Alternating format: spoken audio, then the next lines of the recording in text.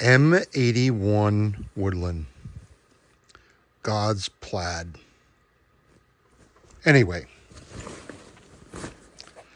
welcome to the channel. If you've been here before, you've seen this pack before. This is the Eberlestock Romad. It's a communications pack that it's about the size of your typical assault pack. Last time I said I was going to put a Yaesu FT891 in this pack for HF communications. And if you know me, you know I'm a communications geek. So I decided to try something else first before I show you the FT891 in it. Because I know there's a lot of you out there that might be a GMRS user. You might be a technician class ham, and you don't have HF aspirations yet. So I figured I'd show you the pouch that I showed in one of my previous videos in this pack. And let me tell you, it's a pretty cool setup. I'm not done with this yet. I'm still working out all the little things that I'm going to put in it. So last time you saw this pack, you didn't see this. I added this Molly 2 medic pouch to the outside. And I don't know that I'll necessarily use it as a medic pouch, but it gives me extra storage. And it is government issue.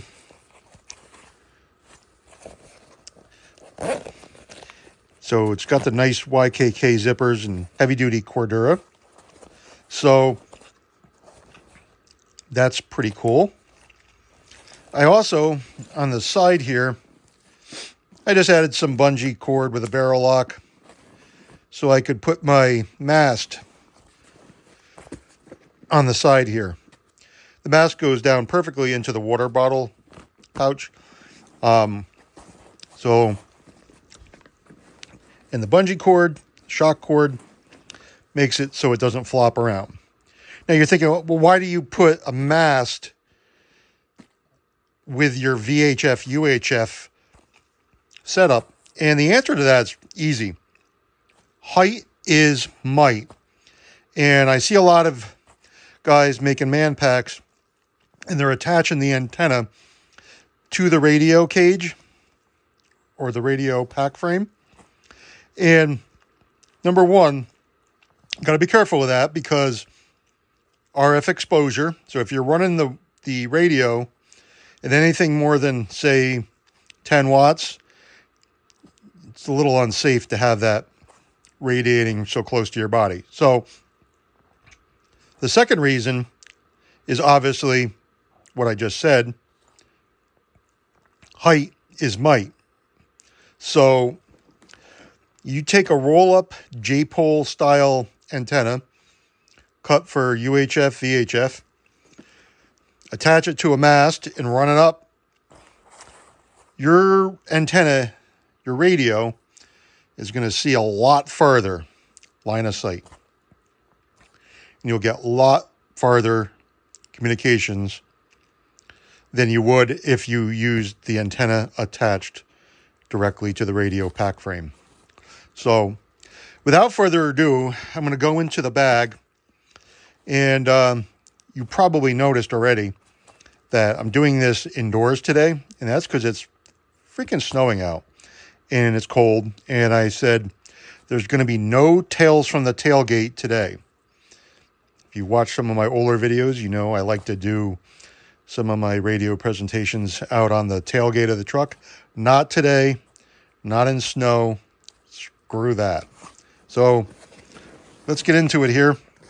This right here, as you saw in my first impressions video, this is for you want to run antenna cables or antennas out here. Then you can kind of zip it up to the base of the antenna, and then you have a nice protection from the elements. And that's really And that's really what this is all about. Protecting your radio out in the field. These are ham radios. They're not military radios. They're not meant to be used out in the dust, in the dirt, in weather conditions. They're just not as sturdy as a military radio built to be abused by crayon eaters. So let's show you the inside of the pack.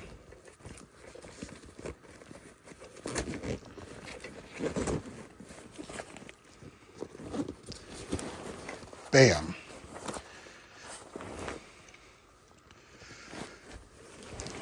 Here it is.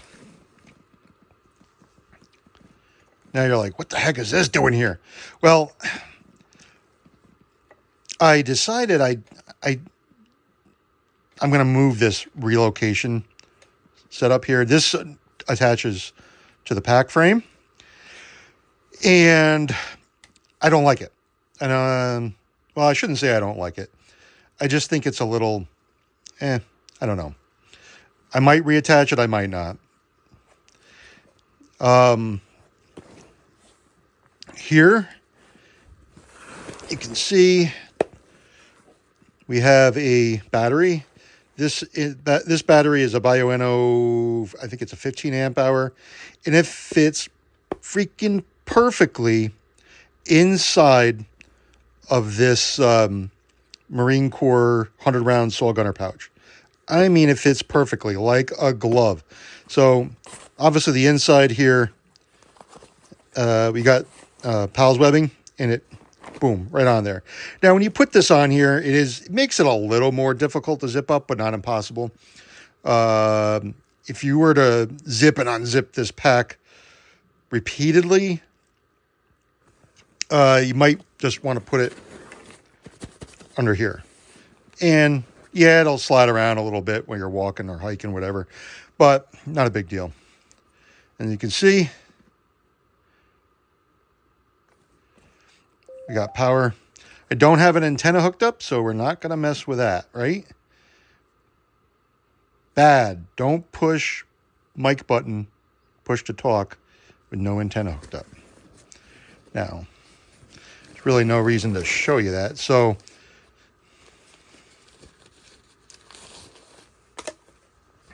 here's the mic, and I can just slide it right down in there. But this pouch, man, goes perfectly in the bag. If you're budget minded, could you just put the radio in the bag? Yeah, you can.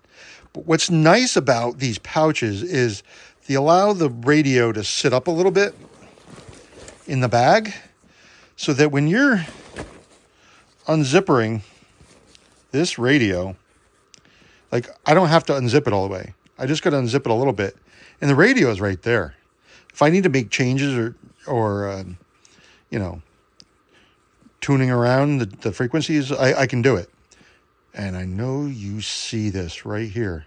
You see this plastic on the screen, and you're like, Trenchcrafter, what the frig are you doing with that still on there? And the honest answer is, I'm doing it because I know people hate it. So that's why I do it. Especially those YouTubers that for some reason get off on peeling it back.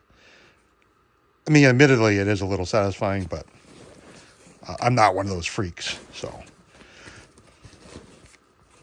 yeah, this is a great, I can't say enough about it. It's a great setup. You got obviously you have the ventilation with this mesh case here, and you do have enough room down in here. You could put in a like a 6 amp hour battery, which would be fine if you were going to use this on low power. This pouch at the bottom here will hold a 6 amp hour battery. I tried to put this one in there. I didn't try very hard because it didn't look like it was going to go, so I didn't bother. So this is just a little close-up of the saw gunner pouch. And obviously you got your wire going to the radio, power cable. I can't say enough good things about this pack, like I said. And there's so much extra room.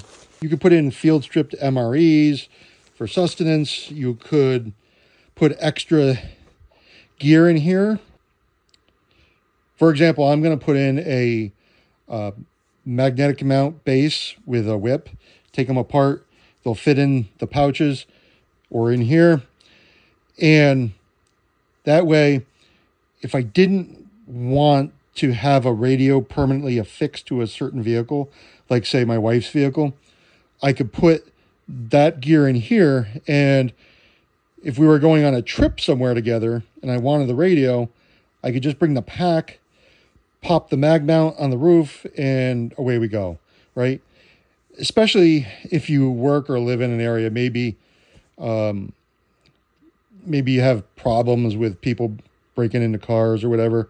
That's a good way to be able to take your setup out of the vehicle each night and not have to worry about it getting stolen. I wanted to show you this because I know there are people out there that are GMRS users or they're technician class hams and they haven't got into HF yet, but they wanted to do, portable ops. This is a good way of doing it. And there's enough room left over down here in these pockets, in these pockets, in these pockets, in this pouch, this pocket. There's enough room. I can bring 3 liters of water. I can bring food and snacks and everything, extra gear.